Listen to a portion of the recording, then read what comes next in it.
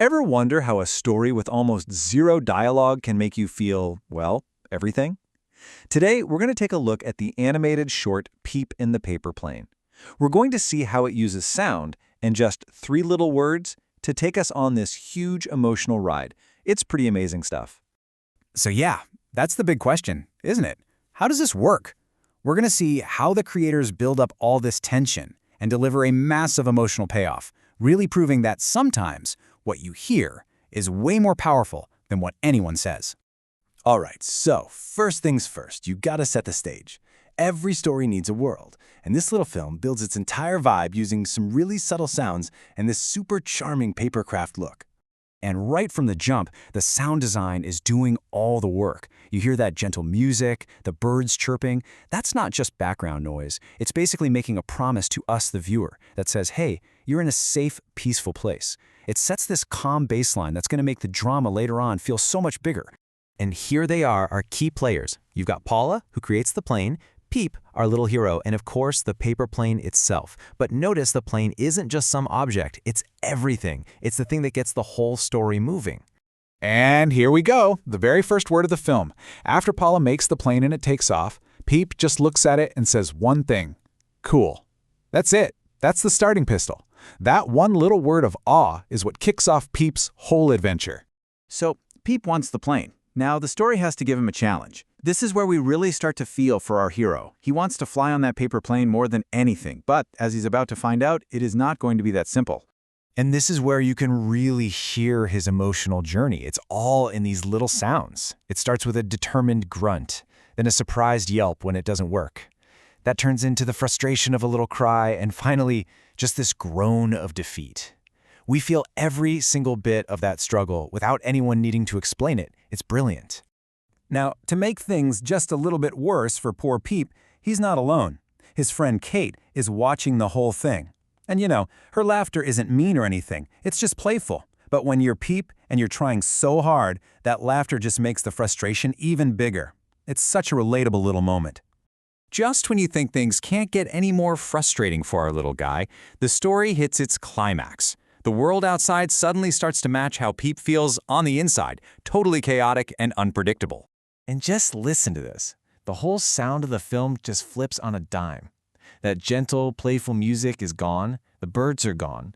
All you hear is thunder and rain. And in an instant, the mood goes from a fun little challenge to, a real crisis. Peep isn't just frustrated now, he's in actual trouble. And then, bam, a crash of lightning. That sound isn't just for atmosphere, it's a major plot point. This is the moment of peak danger, where a little force of nature comes in and rips away the one thing our hero wants most in the world. And that brings us to the second word of the film. As the wind just snatches the plane away, Peep lets out this desperate cry, "Wait!" It's just one word, but you hear all of his frustration and helplessness in it. The thing he fought so hard for is just gone. After that cry, the storm quiets down, and the sound changes again. We're left with just this somber, kind of heartbreaking music. This is the absolute low point of the story, a moment of total despair. And the music just lets us sit in that heartbreak with Peep. But of course, no good story just ends at the lowest point. Now we get to see the tension start to unwind, and it happens in a really surprising and, honestly, pretty heartwarming way. And check out how the film does this. It's so clever. The score switches directly from that sad, somber music to something really uplifting and hopeful. The music is basically telling us, hey, don't worry, help is on the way, before we even see it happen. So who brings that hope? Another friend, Ruby. And listen to that sound, a grunt. It's just like Peep's grunt earlier when he was struggling, but this one is totally different.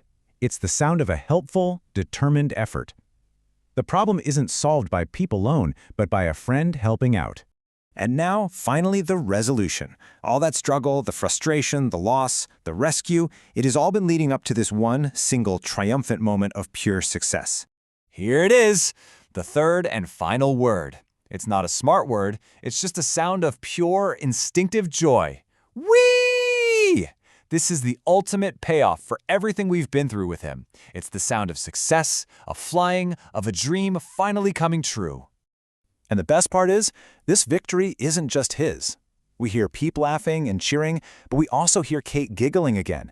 Only this time, she's not giggling at his failure, she's celebrating his success with him. The uplifting music comes back, and it's just this amazing, shared moment of triumph for everyone. And that's really the genius of Peep and the Paper Plane. It just goes to show you don't need a bunch of complicated dialogue to tell a really deep human story. It kind of leaves you with one last thought. If a whole world of struggle, loss, and triumph can exist in a tiny bird wanting a paper plane, what other incredible stories are happening in the small, quiet moments all around us?